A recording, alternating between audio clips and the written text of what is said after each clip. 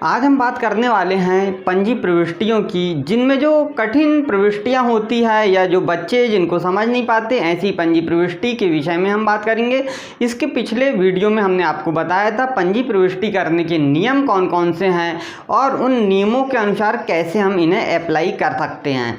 बच्चों को थोड़ी सी असुविधा जो हो रही है वो असुविधा की भी हम बात करते हैं, जैसे वो नगद और उधार में बहुत कंफ्यूज हैं, तो हम उसके लिए भी यहाँ समझाएंगे। ये वीडियो पूरा देखें आप, तो आपसे कठिन भी प्रविष्टियाँ बनने लगेगी। देखिए, हम देखते हैं कि यहाँ लिखा है, मान लीजिए एग्जाम्पल के रूप में लिखा है कि मोहन से माल खरीदा।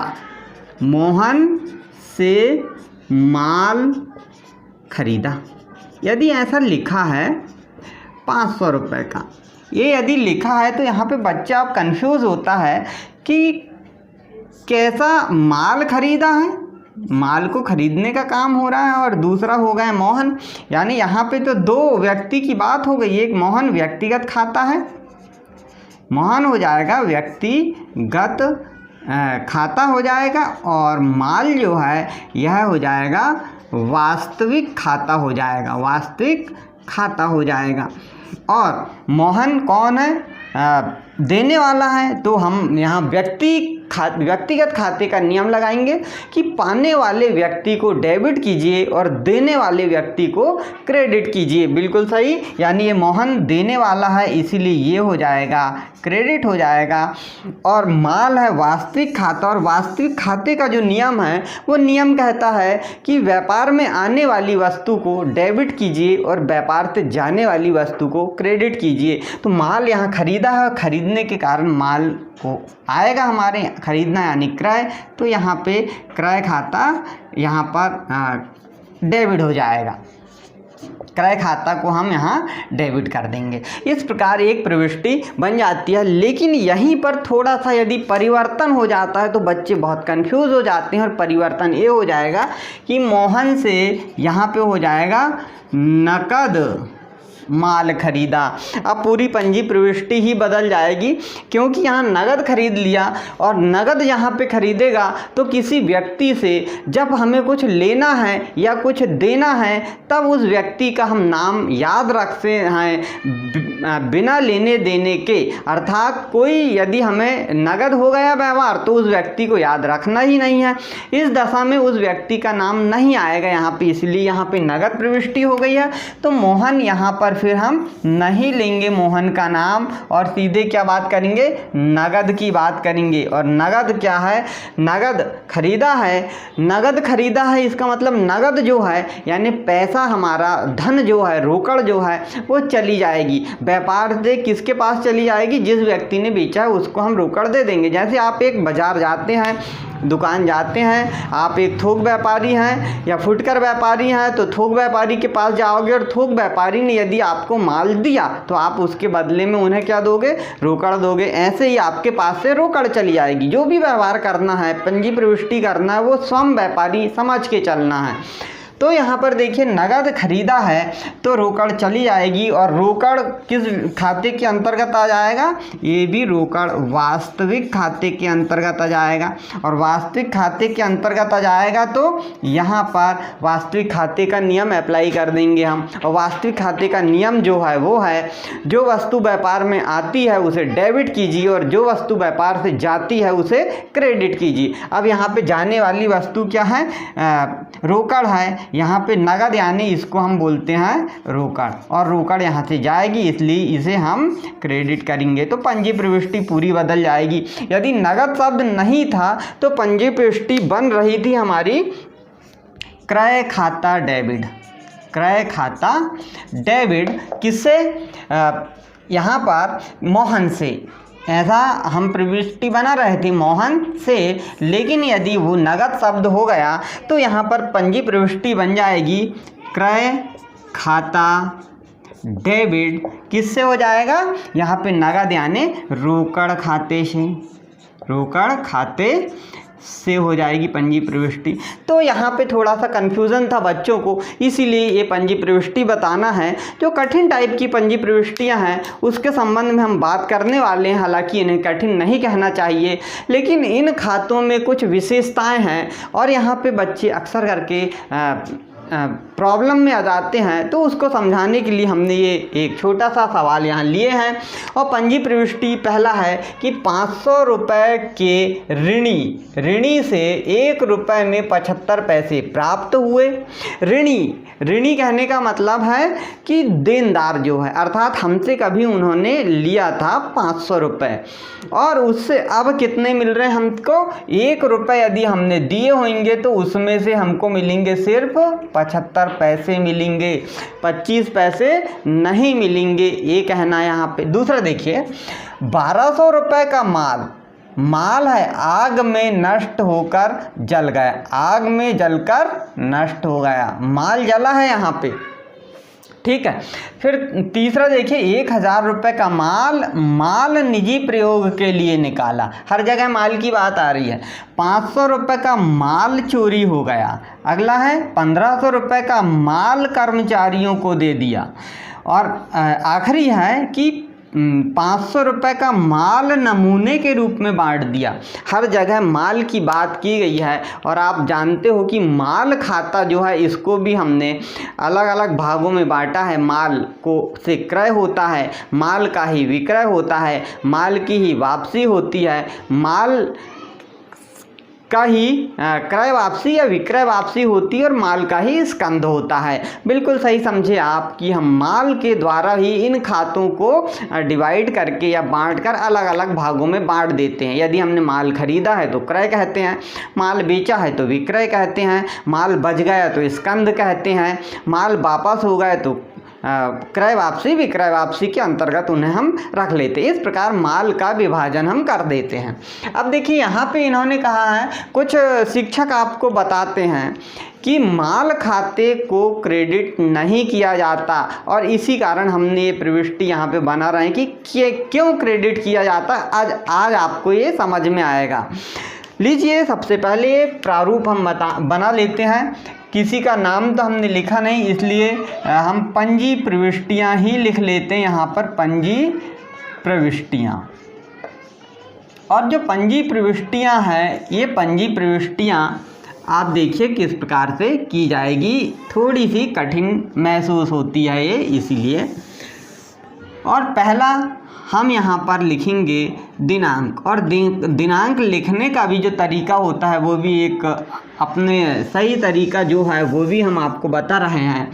दूसरा है विवरण, और विवरण में भी जो लिखने का तरीका है वो भी समझाएंगे। इसके बाद में आता है खाता पृष्ठ, क्योंकि इसकी सहायता से खतौनी की जाती है। तो उस खतौनी में जो पुस्तक में लिखा जाता, लेज़र में लिखा जाता, उसका पृष्ठ क्रमांक यहाँ लिखना होता है। इसके बाद 2 कॉलम हम राशि के बना लेते हैं, क्योंकि हर एक व्यवहार में 2 राशि होती है। तो राशि डेबिट हो जाएगी एक, और दूसरी राशि हो जाएगी क्रेडिट, यानी क्रेडिट और डेबिट के फॉर्मेट में हम लिखते हैं इसको, ठीक है। दिनांक लिखने का जो तरीका है, तो सबसे पहले हम दिनांक में सन लिखते हैं। उसके पश्चात यहाँ पे हम लिखकर बताते हैं। हमने यहाँ पे देखिए आप, यहाँ पे हमने ऐसा कुछ भी बिल्कुल नहीं किया है, डेट नहीं लिखा, इसलिए यहाँ बता देते हैं कि जैसे 2020 जनवरी 5, ऐसा लिखने का ये सही तरीका। लेकिन हमने यहाँ डेट नहीं लिखी, इसलिए हम जो सीरियल नंबर डाला है वही लिख देंगे। विवरण में देखिए, सबसे पहली प्रविष्टि है 500 रुपये के एक ऋणी से। एक ऋणी है, उस ऋणी से हुआ ये कि हमने उसे 500 रुपये दिए थे, और 500 रुपये देने के कारण हुआ ये कि हमें मिले सिर्फ 1 रुपये, यदि देते तो 75 पैसे मिलते। इसीलिए यहाँ पे हम ऐसा निकाल सकते हैं कि यदि 1 रुपये देने पर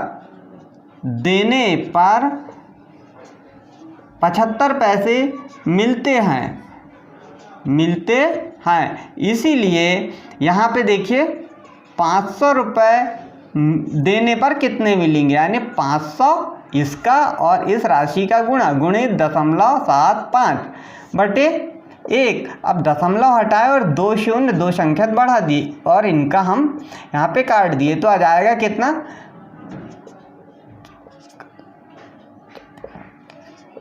375 रुपये हमको मिलेंगे। यानी कितना नहीं मिला 125 रुपये हमको अप्राप्त रहे, नहीं मिले, अप्राप्त रहे, नहीं मिले। अब प्रविष्टि कैसे बनाएंगे इसकी, ये देखिए।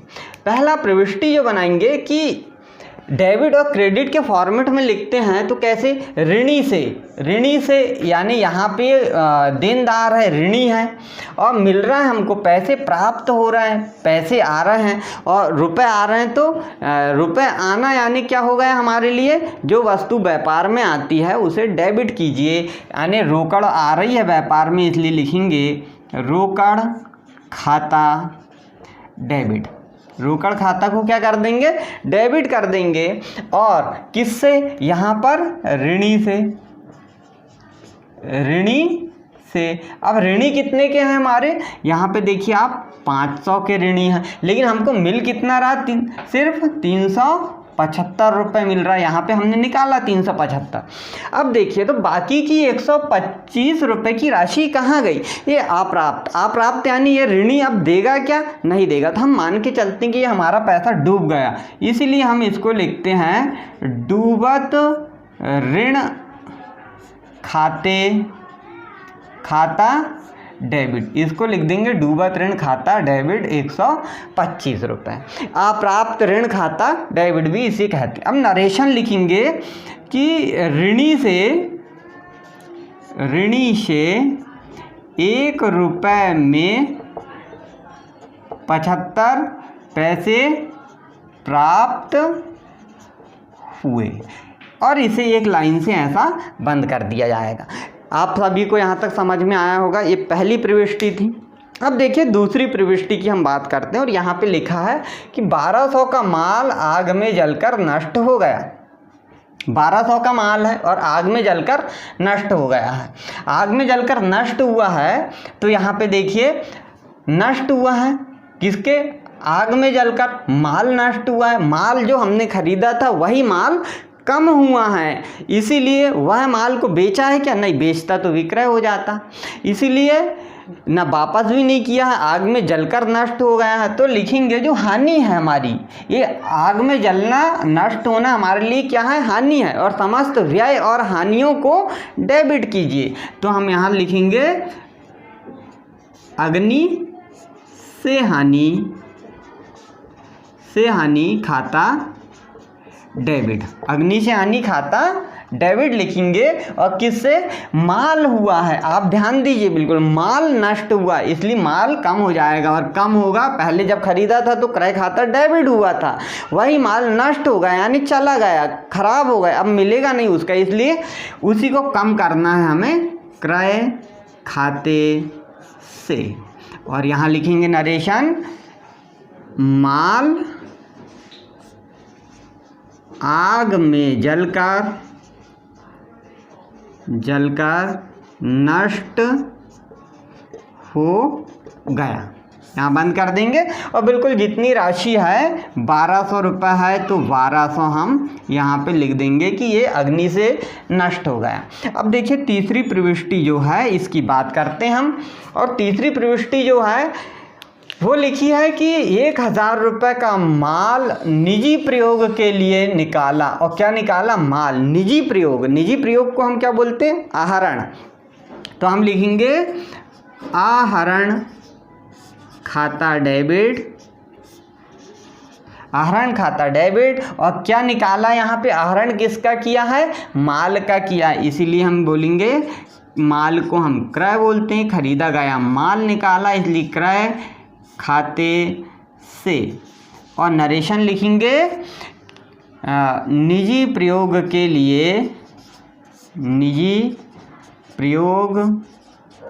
लिए माल निकाला।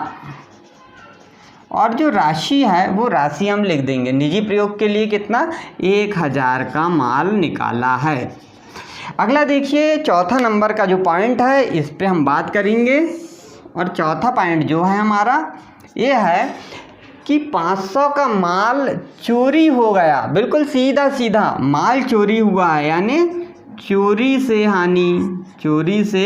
हानि हो गई, हमको हानि हुई इसलिए डेबिट कर दी, चोरी से हानि खाता डेबिट। और क्या चोरी हुआ है? माल, इसलिए क्रय खाते से, बिल्कुल क्रय खाते से ही ये हानि हुई है। और लिखेंगे चोरी, नरेशन, चोरी से हानि हुई।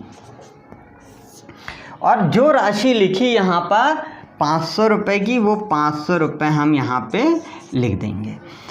ठीक है, यहाँ पर अब नीचे दिखेगा नहीं तो हम यहाँ पे लेते हैं उसे। और देखिए आप किस प्रकार से अगली प्रविष्टि बनाएंगे हम।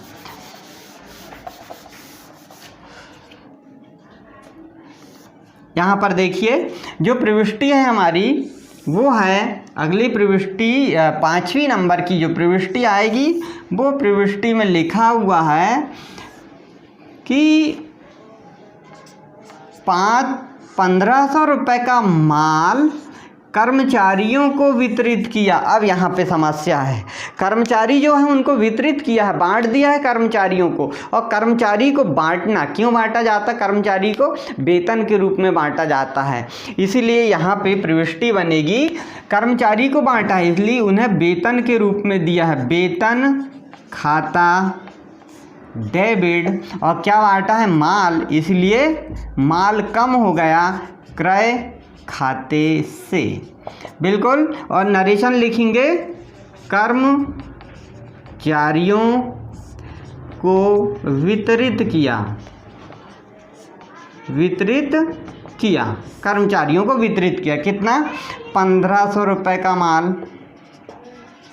अगला देखिए लास्ट है ये, और समझेंगे 500 रुपये का माल नमूने के रूप में बांट दिया। अब नमूना यानी आपने देखा होगी मार्केट में जाके कोई भी कंपनी जो है वो कंपनी अपना प्रचार प्रसार करने के लिए पब्लिक में बांटती, वैसे नमूने के रूप में अब यहाँ पे इन्होंने बांट दिया। और नमूने के रूप में बांटना यानी वो क्या कहलाया? विज्ञापन कहेंगे उसको हम बोलेंगे विज्ञापन। तो हम यहाँ प्रविष्टि बना लेते हैं विज्ञापन खाता डेबिट, विज्ञापन खाता डेबिट। और किससे? माल को बांटा इसलिए क्रय खाते से। और यहाँ लिखेंगे हम नमूने के रूप में बांटा। ठीक है, अब देखिए इसे हम एक लाइन से बंद कर देंगे और इसकी राशि लिख देंगे नमूने के रूप में कितना बांटा? 500 रुपये बांटा। और 2 लाइन से इसे हम बंद कर देंगे यहाँ, और यहाँ पर योग लिख देंगे विवरण के कॉलम में, और इन्हें पूरा जोड़ लेंगे कि कितना होता है। 500 और 1500, 2000, 3000, 4000 और ये 5, 6, 15, 2, 2000, 3000, 4000, 5200, 5200 योग हो जाएगा हमारा। तो आपको ये पंजी प्रविष्टि आपको बिल्कुल समझ आई होगी, ऐसी हमें उम्मीद है। और यदि आपको कोई प्रॉब्लम कहीं होती तो आप ज़रूर हमें कमेंट्स करके बताएं। आज के लिए इतना ही, मिलते हैं अगले वीडियो में, तब तक के लिए नमस्कार।